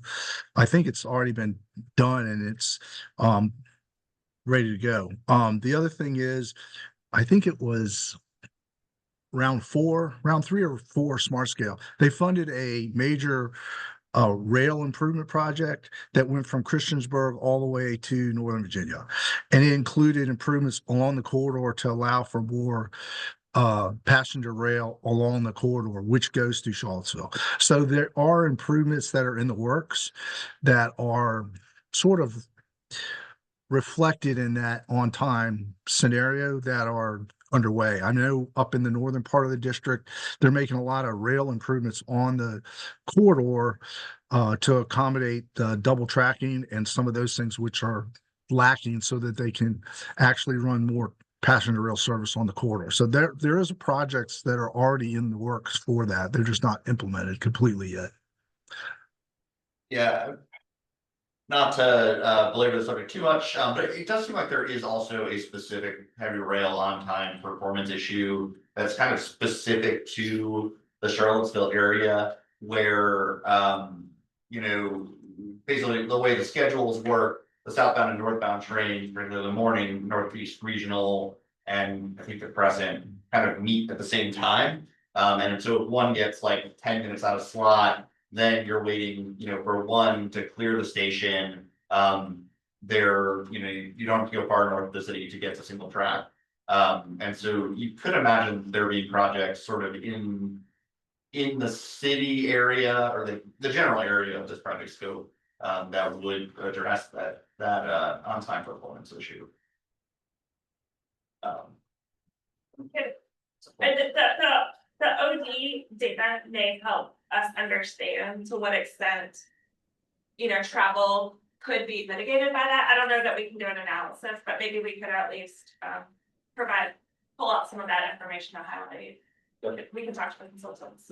And then you guys are, I think this might come up earlier, but like the Barracks Emmett intersection project, is you guys are gonna like include that in your models of sort of current state, right? Or like, there's a lot of the congestion that you see is at that intersection, and we have an intersection widening project already. So if the goal is to reduce congestion in that area, kind of already have that project, right? Yeah, again, it won't show up in the existing conditions, but we can make sure that it is incorporated into the model. So, yeah. Okay. All right, any other questions on? Mr. Lonnie Murray has his hand.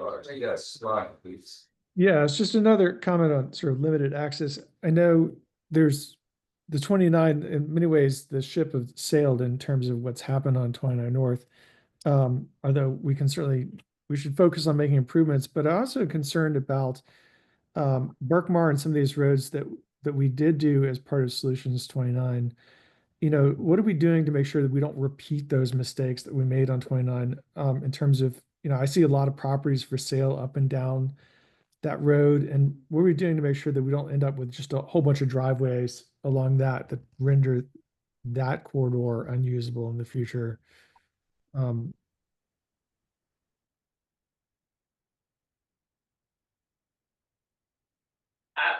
I think that would be more of a locally determined land use decision.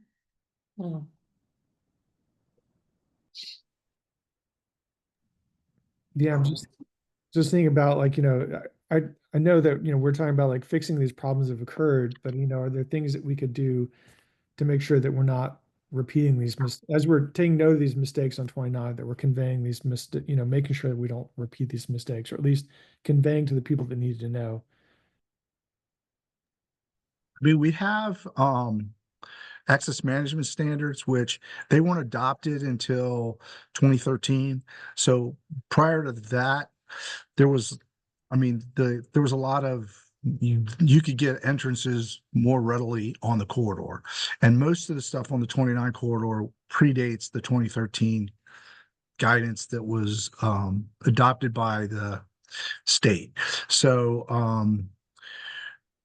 that's what we use now, and so those would be guidance along the corridor. We don't have limited access facilities along that area, and so we have to use the standards that we have. So, but most of that's going to come into land use decisions that the locality is going to make, because they control land use. We just basically can say, yeah, you can't have your entrance there because it doesn't meet spacing standards.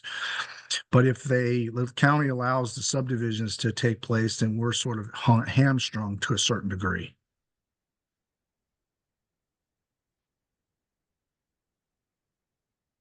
Any other questions on this? Seeing none online and none in person. Thank you all. Right, and do we have any updates on smart scale? But we're kind of not at that point of the year.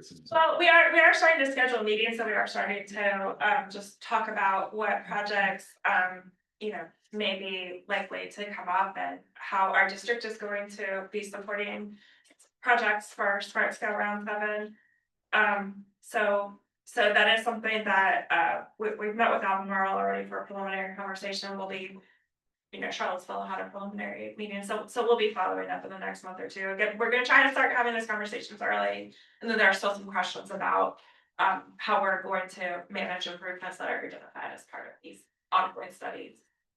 The other thing I'll mention, Ben, unless it's part of your update, is the Rich McIntyre meeting on August 14th for that Thursday. There'll be a community input meeting, so anybody who either has opinions or wants to attend is welcome. And that's at the Carver Rec Center on 4th Street. Oh, 6 o'clock. 5:30. 5:30 to 7, I think is when we have that. Mm-hmm. So yeah, it's our big central intersection right by downtown. Lots of interesting alternatives that our consultant team has come up with for that one. So all right. We are on to roundtable updates. I'll go ahead and kick us off for the city of Charlottesville. We are working through what we identified earlier this year as our urgent transportation improvements. That ended up with a list of 34 projects that were quick builds that we were going to spend about $500,000 to put out on the street to improve things for pedestrians and bicyclists, and also to test some traffic calming devices that we hadn't similar yet. We are about 75% of the way through deploying those quick builds. Our goal was to get everything on the ground within this calendar year, and we're pretty sure we're going to hit that. We also have some projects that we identified separately as part of Safe Routes to School, neighborhood transportation improvements, and our Bike to Improvements Fund. Those are also rolling out. They're kind of coming in alongside and behind our urgent transportation improvements. we're starting to build a new safe routes to school list for this school year. So our safe routes to school coordinator, Kyle Ragland, has seen them out on the streets, looking for places to do more quick build improvements, but also to do some permanent concrete improvements, because this is our first year of having a capital fund specific for safe routes to school. We've got $200K dedicated to that program right now. So Kyle will be looking for about that much worth of project to put out on the street this year. Moving on to other stuff we've got cooking, we're finalizing the preferred alternative designs for the Fifth Street Bikeway and Road Diet with VDOT and their consultant support. Hoping to go to council this fall to get an adoption of that. East High Street, we talked about a little bit earlier, the demo project for Move Safely Blue Ridge. We're finalizing the engineering design drawings for that. And that the debate right now is what kind of signal do we get and where do we get it from and how do we make sure that we put it in the right place. So those discussions are ongoing, but we're hoping to get that out this fall as well. I will give a couple of updates for, since Garland wasn't able to join us. We are working through some scenario planning to inform city council and board of supervisors decisions about budget funds in FY27 for CAT services, and what sort of expansions we would want to look at for FY27. So things like what bring back night service, Sunday service, group frequencies on daytime lines, giving lots of different options to council and board of supervisors so that they can start that conversation early on in their board, in their budget discussions. We provided that information to the council two meetings ago, 3 meetings ago. I think 1 meeting ago. Well, not the one yesterday, but 2 weeks ago. 2 weeks ago, yeah. So are there going to be more options than they were presented? I don't know. I think we can ask Kat that, but I don't know if that's going to be the case. The other thing we're working on is bus stop inventory and bus stop amenities and new stops. So Kat hasn't really added new stops in quite a while, but we're looking at realigning the Route 2, hopefully in early 2026. Currently the Route 2 does a big loop, starts downtown, goes down Fifth Street, goes into Fifth Street Station, and then comes back into downtown via Northtown and Avon Street. It'll be realigned to only travel up and down Avon Street, and then once it gets to Fifth Street Station, we actually have 2 different movements. One part of it will go into Fifth Street Station like it does, but sort of backwards what it does right now. The other line of the Route 2 will continue going south, down to Mill Creek and Monticello High School and to PVCC, and then come back via Avon Street. That requires us to put in some new bus stops southbound on Avon Street because we don't have any service there today. So we are working with officials in the city and the county to locate where we could put those, both in a temporary fashion, because we want to be able to roll out these services quickly, but also what does it look like to put permanent improvements along those routes as well. So lots of fun bus stop work happening. The camera turning on with the back to school? Yeah, so they actually were able to test the school zone speed cameras at Summit, Charlottesville Middle School, and Johnson Elementary at the very end of the last school year for a couple of weeks. It was sort of in a test mode where we would send you a warning if you were speeding. We didn't feel like that was a long enough test period, so the first month of school is going to include another test period, but then beyond that, we're ready to go. I think this test period is also helping them do a little bit of calibration, but I think that's otherwise nice. they're all set up. Cool. Yeah. So the speed cameras will be fines or how? What's the enforcement? Yeah, it's fun, and it's just like the speed cameras y'all have in the county. Hopefully we don't have as much speeding as Elbrook. Yeah, we also have crossing guards and folks out there that are managing traffic. So there is a little bit of like, how many fines are we actually going to get? Because there are people out there actively calming the traffic down to make sure the kids are safe. How much speeding are we actually going to see? So we're going to keep an eye on that over the fall, and hopefully it's not as much as people are saying. Sure, the county doesn't run all the revenue they got though. Yeah, that's true. I'll pass it to y'all. Okay, you go first. Yeah, go for it. So my big thing is tomorrow, one of the board, to do Free Bridge Lane presentation, basically talking about the last year, how the pilot project that we had closing the road, how it's looked, and ask the board for their feedback to see if they want to pursue permanent discontinuance for that road, or if they want to reopen it back to vehicles. So that's tomorrow. We will see what they say. If they do go for the discontinuance, then that process starts with VDOT. We won't have a resolution immediately. It has to go through a bunch of steps and stuff, but that's something that staff is ready to start tackling once we know more tomorrow about what the board wants to do. And you have big news. Oh, so, I guess two things, also just mentioning that we're refining cost estimates for our revenue sharing project on, I guess, Lambs Lane hydraulic around the high school. So we'll be ready to submit that final application later this month, right? Yes. Okay. And then the other thing is, of course, AC 44, most of you know, we're working on our comp plan. We will have a final draft to publish. Fingers crossed, end of this week, if not early next week. So we'll be going to PC and council. And the reason I bring it up is there is the transportation chapter as well as land use chapter in that document that might be interesting to most folks. I think that's it. And we're also working on our revenue sharing application. We're doing Cedar Hill Drive, so not far from where y'all are gonna have hopefully some improvements on Lamb zones. Ride share, Sarah's not with us today. VDOT, do y'all have any other updates? I think they'll come to point of it today. Mitch, do you have any updates from DRPT? Yeah, just a few here. As some of you may already know, we had our post-award webinar back in July 23rd. So if anyone who is receiving a grant from us hasn't tuned into that, we have a link to that on our website. We have some NTI course offerings that we were selected to host. The next one is the State and Metropolitan Transportation Programming. That'll be September 15th and 16th here at Plan RVA, just on the south side of Richmond. For Smart Scale Round 7, if you have a transit primary focused and that includes rail project for the next round, you do need to schedule a review with us prior to October 31st.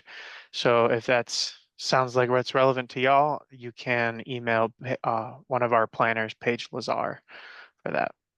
That's it for me.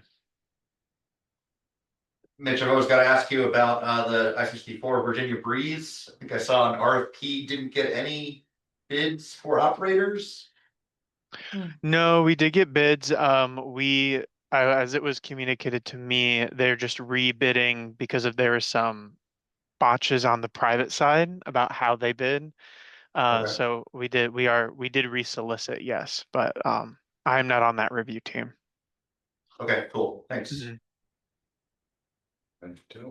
All right, thank you, Mitch. I don't know that we have anybody from FHWA, but I believe we have someone from FTA. We did, but they disconnect. No more games. Okay.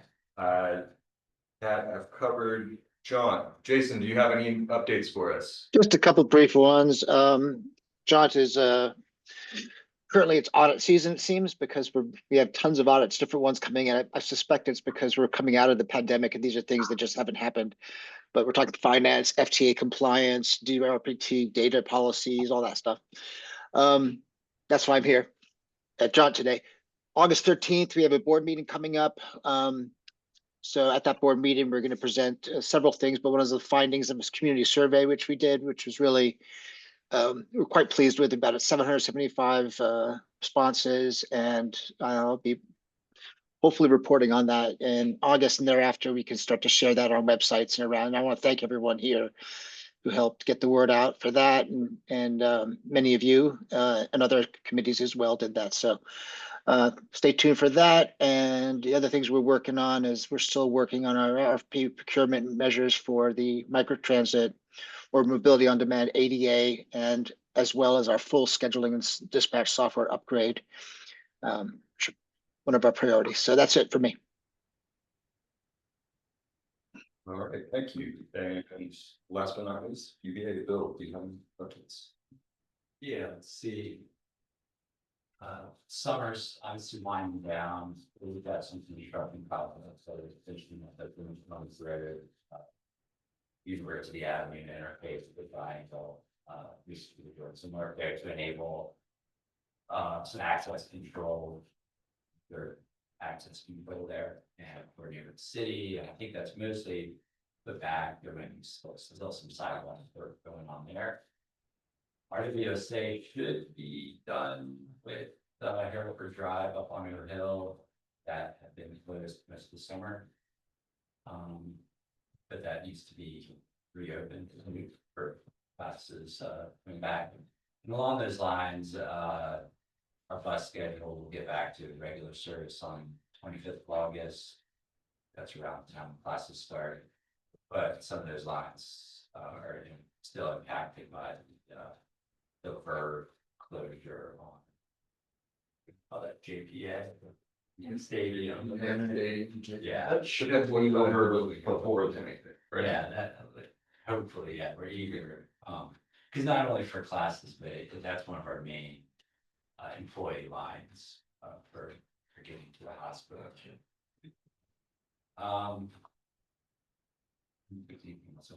Just little things, or not little things, but the hospital drive, the whole what used to be Ruffle Drive way getting between like the corner and Brandon Avenue is reopened. Now the Shunway Hall is opened, and there's ADA access, well, bike channel and stairs there to it's not open to vehicles anymore. That just opened recently.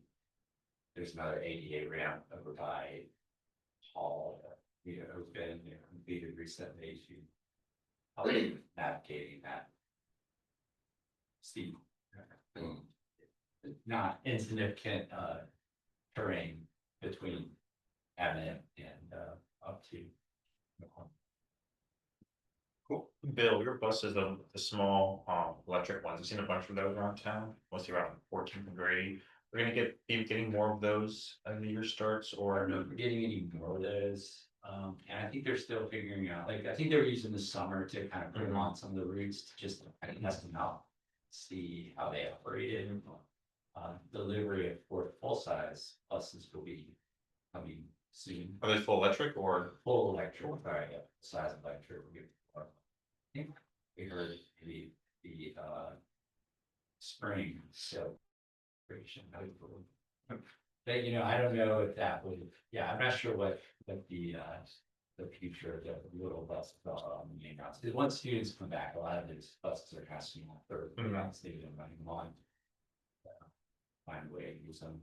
Oh, the other thing that probably by the next time, well, maybe by the next time, the Fontaine Garage should maybe be open. I don't have an exact date on that. And when that happens, UTS should services around. Yes, services out there, kind of extend employee lines, red line. What's the garage capacity? Stay somewhere between 1,000 and 1,200. Big one. Yeah, and you're probably not going to. But it's not full, it's not all either. Yeah. A lot to half of it is to support, for now, to support directly Fontaine. Installation parking there. At least 600 to 800 probably there. Will be used for football games to shuttle people back and forth. I imagine so. I mean, Fontaine's always been all parking. No shuttle, no shuttle hike through the woods. Yes, you can. No, I just walk. Yes, I know this is us. Oh, no. You're lucky. All right, thank you, Bill. Any other updates before we adjourn? I have one other update. I wanted to share with the group that the TJPDC is considering a change in our smart scale area type. Right now, we are area type C, and based on some analysis that was done by VDOT, looking at previously funded smart scale rounds and looking at the last 2 rounds specifically, it seems almost universally that all of the projects would have done better if they were scored under area type D instead of C. And so right now, the commission is going to receive a presentation on this information on Thursday, and then they would tentatively look to take a vote on that at their September meeting. And we've been, this has gone to our Rural Transportation Advisory Committee, and they voted to recommend that the commission make the request for that change. We've also sent out a memo to all of the local jurisdictions, because if the PDC changes their area type, it impacts all of the rural areas and not just our applications. We want to make sure that's being communicated broadly to see if anyone has any questions or any thoughts about that before we were to take that vote. And just So a just point of wanted to share that. clarification. Sorry, I didn't mean to interrupt you, Taylor. There's a little delay on my end. Just a point of clarification. This is not the area type for the MPO. That would still remain B. That's not being looked at. It's for the rural areas within the Planning District Commission. All right, thank you, Christine, that was helpful. Lonnie? Yeah, just could someone clarify the differences between the 2 area types and what are the implications of doing that? Yeah, so the Commonwealth Transportation Board assigns area types based on sort of an urban to rural kind of spectrum. And so A is the most urban and D is the most rural. And in D, the heaviest weighted factors for your projects are safety and economic development. So it would weight those 2 factors the heaviest when it was doing the scoring for the projects. Then congestion mitigation and accessibility get lower weights. Correct. Correct. All right, any other updates? Any additional matters from the public? I would just Alright. add, if it's okay, sorry to interrupt again, Chair. I'll add, if it's okay, we'll forward to this committee the memo that was sent around to all the jurisdictions, along with VDOT's analysis, so you can see all of the details of what we're talking about, just so that you guys have that as reference. All right, great, thank you. With that, I will adjourn us then. Thanks, y'all. We will